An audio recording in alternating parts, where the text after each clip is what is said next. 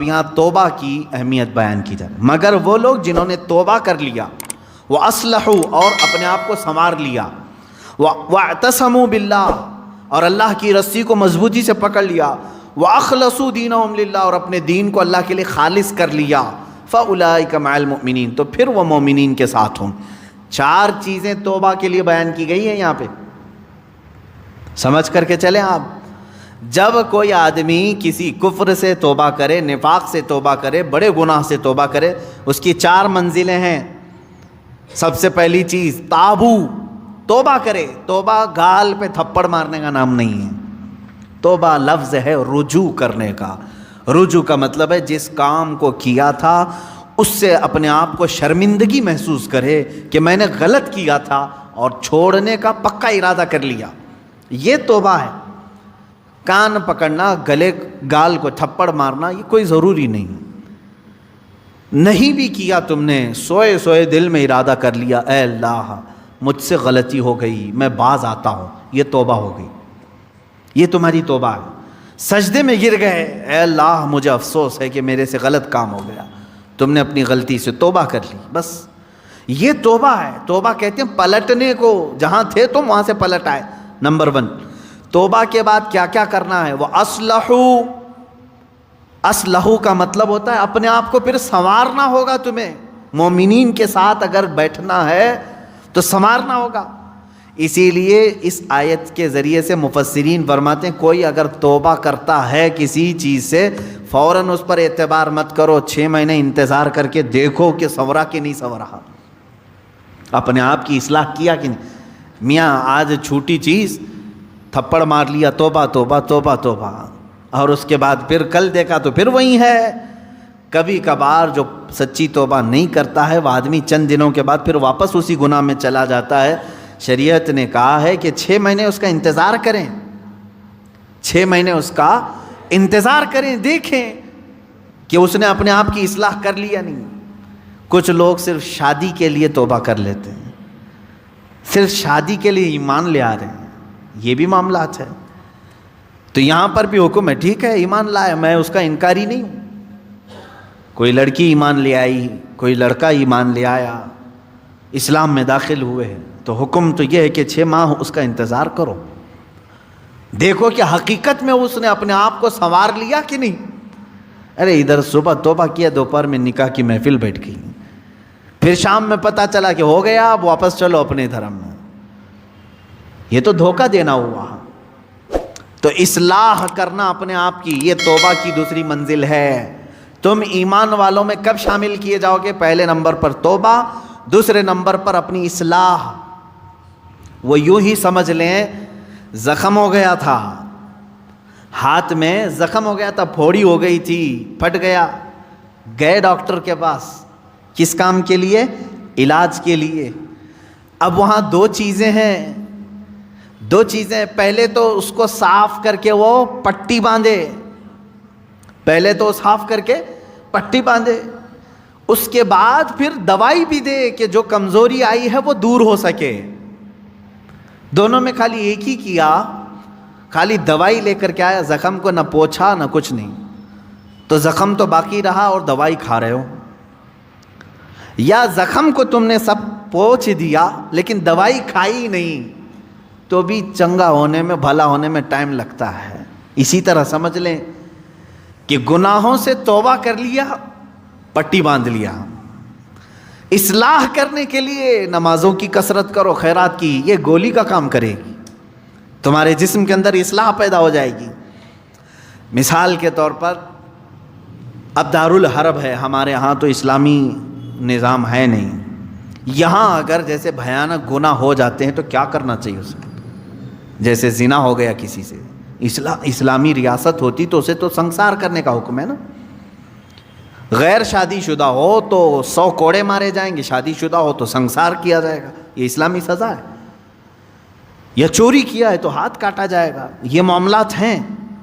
لیکن آپ دارالحرب میں ہیں، یعنی یہاں اسلامی نظام نہیں، آپ سے ایسا گناہ سرزد ہوا تو اب کیا ہے؟ اس کے لیے اسلام نے یہ نظام رکھا ہے کہ تم سب سے پہلی چیز توبہ کرو، توبہ کرو، اس بھیانک گناہ سے توبہ کرو۔ دوسرے نمبر پر اللہ نے فرمایا وَأَصْلِحُوا، اور اپنی اصلاح کرو۔ اصلاح کس بات پر؟ پہلے سے زیادہ نمازوں میں آؤ، نفل کی کثرت کرنے لگ جاؤ، خیرات کرو، صدقہ دو، محفلوں میں بیٹھو، تسبیح ہاتھ میں لے لو، کیونکہ جو ڈیمیج کیا تم نے اپنی روح کو، اس کو اتنا بینڈیج تو لگانا ہی پڑے گا، اس کی اصلاح تو ضروری ہے۔ تو جس سے گناہ سرزد ہوئے وہ اگر توبہ کرنا چاہتا ہے تو دو چیزیں پہلے سمجھ لیں، ایک تو سچے دل سے توبہ کرنا یعنی باز آنے کا ارادہ کر لینا، دوسری اس پر نیکیوں کی کثرت کرنا، تب جا کر کے وہ توبہ کا پھل تمہیں ملے گا۔ ہاں بعض جگہوں پر میں نے دیکھا ہے دیہاتوں وغیرہ میں وہ لوگ کسی لڑکے اور لڑکی کے معاملے کو دیکھتے ہیں کہ یہ غیر شادی شدہ تھے اور چلے گئے اور ساتھ میں رات بتا کر کے آئے تو ان کو پکڑ کر کے جماعت والے بٹھاتے ہیں۔ اسلامی سزا ہے نہیں، آپ دے نہیں سکتے۔ اور بعض دیہاتوں میں نے دیکھا ہے کہ جھاڑو لے کر کے اس کو مارتے ہیں یا ٹاول کو لپیٹ کر کے اس کو مارتے ہیں۔ یہ مذاق کر رہے ہو اسلامی نظام کا؟ مذاق ہے اسلامی نظام کا؟ وہ تو حضرت ایوب علیہ السلام کی بیوی کے لیے اترا تھا قرآن پاک میں۔ حضرت ایوب علیہ السلام نے قسم کھا لی تھی اپنی بیوی کے بارے میں کہ وہ شیطان کے پاس گئی تھی، اگر میں صحیح ہو جاؤں تو تجھے 100 کوڑے ماروں گا۔ آپ صحیح ہو گئے، 100 کوڑے مارنے والے تھے، لیکن وہ بیوی بڑی نیک شعار تھی۔ اللہ نے حکم فرمایا جبرائیل امین کو، جاؤ ایک جھاڑو جس میں 100 کاڑیاں ہوں وہ ایوب کو دے دو اور کہو کہ ایک بار اس سے اپنی بیوی کو مارے، ان کی قسم پوری ہو جائے گی۔ یہ قرآن میں ہے۔ وہ ایوب علیہ السلام کی بیوی کے لیے یہ بات اتری تھی۔ تو میں نے کسی گاؤں کے متولی صاحب کے متعلق یہ سنا کہ وہ بھی 100 کاڑیوں کی جھاڑو لے کر کے اس لڑکے کو مارتے ہیں جو لڑکی کو بھگا لے جاتا ہے، اور کہتے ہیں 100 کوڑوں کے برابر ہو گیا۔ اور اگر 100 کوڑے مارو گے تو پھر اگلا دن آپ کے کوڑے پڑنے کا آ جائے گا، یہاں نہیں مار سکتے۔ یہاں صرف یہ ہے کہ سچی توبہ کی اسے تلقین کی جائے، رو رو کر کے تو توبہ کرے، اس کے بعد اپنی اصلاح کرے۔ اپنی اصلاح کیسے؟ نیکیوں کی کثرت کرے۔ پہلے نماز کم پڑھتا تھا تو اب زیادہ کر لیں، نفل نہیں تھے تو نوافل کی زیادہ تعداد کر، درود مبارکہ آیت کریمہ کا ورد زیادہ کرے۔ یوں ہی سمجھ لیں کہ بیماری کے بعد جب آدمی اٹھتا ہے تو اسے ٹونک لینی پڑتی ہے، اچھی غذا دینی پڑتی ہے تاکہ اس کی جو گری ہوئی صحت ہے وہ جلدی صحیح ہو جائے۔ گناہ کرنے کے بعد بندے کی روح اسی طرح بیمار ہوتی ہے، توبہ کے بعد اسے ٹونک دینے کے لیے نیکیوں کی کثرت ضروری ہے، وہ نوافل کی کثرت کرے۔ نمبر 3 وَاعْتَصَمُوا بِاللَّهِ، اللہ کی رسی مضبوطی سے تھام لے۔ یہ اللہ کی رسی ہے کیا؟ اس پر ہی بہت گھنٹوں تفسیر ہو جائے گی۔ یہ قرآن پاک میں گزر وَاعْتَصَمُوا بِحَبْلِ اللَّهِ، چوتھے پارے میں یہ آیت گزر چکی ہے، اور یہاں اللہ نے فرمایا وَاعْتَصَمُوا بِاللَّهِ، اللہ کی رسی مضبوطی سے پکڑ لو۔ اللہ کی رسی کیا ہے؟ آسمان سے کوئی چیز لٹک رہی ہے کہ اس کو پکڑ کر کے جھولتا رہے گا، چھوڑے گا نہیں۔ اللہ کی رسی، مفسرین کے الگ الگ اقوال ہیں۔ قرآن پاک اللہ کی رسی ہے، اسے جو تھام لیا گویا کہ وہ اللہ کی رسی کو پکڑ لیا۔ رسول پاک صلی اللہ تعالیٰ علیہ وسلم کی ذات اللہ کی رسی ہے، حضور صلی اللہ علیہ وسلم کو جو تھام لیا، ان کی تعلیمات کو، وہ اللہ کی رسی کو پکڑ لیا ہے۔ اہل بیت اطہار جو رسول اللہ کی آل ہیں، ان کو کہا گیا ہے کہ وہ اللہ کی رسی ہیں، ان کو جو تھام لیا وہ اللہ کی رسی کو پکڑ لیا۔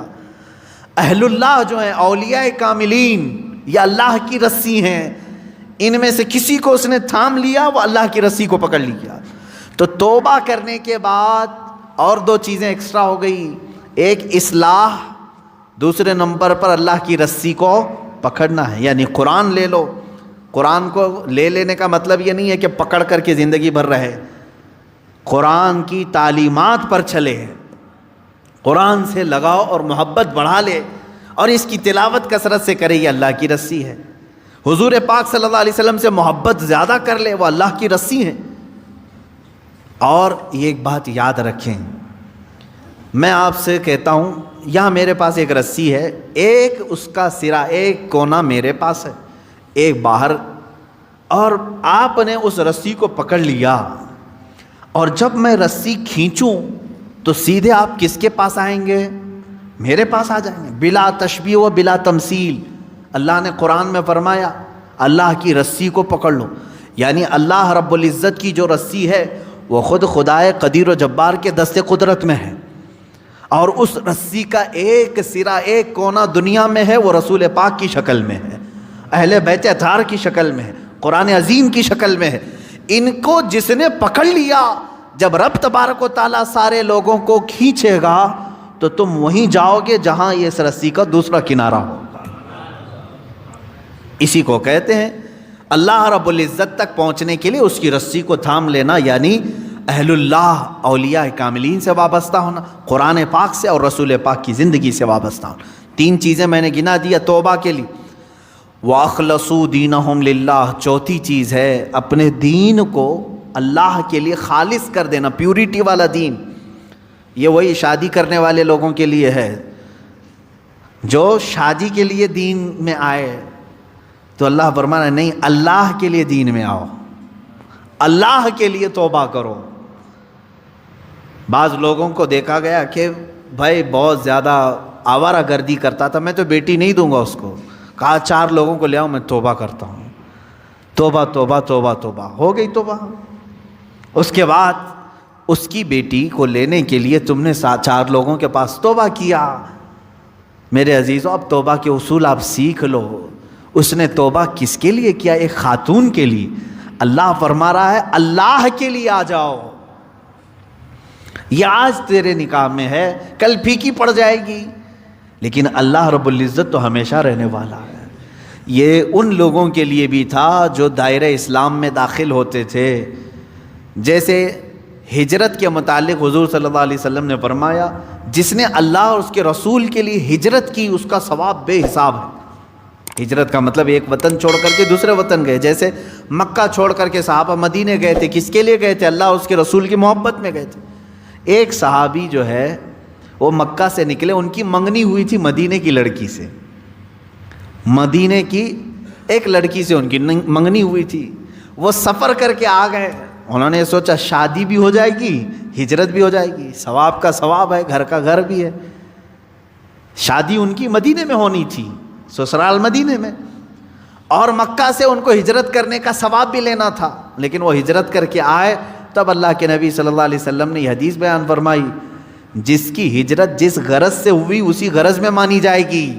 جو اللہ اور رسول کے لیے ہجرت کر کے آئے تھے اس کا ثواب بے حساب ہے، اور جو شادی کے لیے ہجرت کر کے آئے تھے تو یہ شادی کا ہی مانا جائے گا، یہ شادی کا۔ بعض لوگ ہجرت کر کے، مائگریٹ کر کے دوسری کنٹریز میں آج گئے ہوئے ہیں، وہ اپنی روزی روٹی کے لیے گئے ہوئے ہیں، اس ہجرت کا ثواب نہیں ہے۔ اپنے دین کی حفاظت کے لیے اور اللہ کی رضا کے لیے اگر کوئی ہجرت کیا ہے تو اس کا ثواب ہے، بہت بڑا ثواب ہے۔ مثال کے طور پر برما کے لوگ جو ہجرت کی ہیں، ان کے اوپر آفتیں تھیں، مصیبتیں تھیں، اور ان کے اوپر دین تنگ کر دیا گیا تھا، اور وہ وہاں سے گھر چھوڑ کر کے ہجرت کر کے اگر کسی دارالاسلام میں گئے ہیں تو ان کو وہی ہجرت کا ثواب ہوگا جو صحابہ نے ہجرت کی تھی۔ یہ ثواب ہے کیونکہ وہ اپنے دین کی حفاظت کے لیے ہجرت کیے تھے۔ اس بات کو سمجھیں۔ 4 چیزیں یہاں پر بیان ہوئی ہیں توبہ کے متعلق۔ جو لوگ ایمان والوں کے ساتھ اٹھایا جانا اپنے آپ کو پسند کرتے ہیں، وہ سب سے پہلی چیز اپنی پرانی چیزوں سے، نفاق تھا یا کفر تھا یا بھیانک گناہ تھے، پہلی چیز توبہ کرے۔ دوسری چیز اصلاح کرے، یعنی جو ڈیمیج ہوا تھا اس کو صحیح کرے۔ کیسے؟ نیکیوں سے، نمازوں سے، تسبیحات سے۔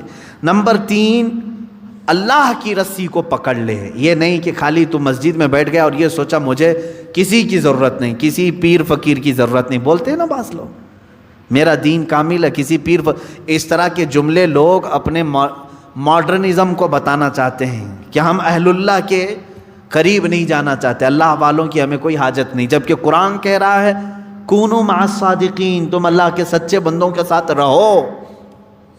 اگر تمہاری ضرورت نہیں تھی تو اللہ نہیں فرماتا کہ ان بندوں کے ساتھ رہو، یہ اللہ کی رسی ہے، ان کی صحبت میں اپنا وقت گزارو، ان کی تعلیمات میں اپنا وقت گزارو۔ نمبر 4 ہے اپنے دین کو خالص کر لینا، پیورٹی، یعنی توبہ کیا ہے تو کسی دنیاوی غرض سے نہیں بلکہ اللہ کو راضی کرنے کے لیے۔ بزنس کے لیے اگر کوئی داڑھی رکھ لیا، اپنا دھندا چمکانے کے لیے اگر کوئی ٹوپی پہن لیا، تو نہ اس داڑھی کا اسے ثواب ہے نہ اس ٹوپی کا اسے ثواب ہے، بلکہ وہ دھوکہ دڑی میں شامل ہے۔ ہاں، اللہ کو راضی کرنے کے لیے اور اپنے حبیب کو راضی کرنے کے لیے کیا ہے، اللہ اس کے کاروبار میں بھی برکت دے اور اس عمل کا بھی اسے ثواب عطا کرے۔ یہ 4 چیزیں ہیں۔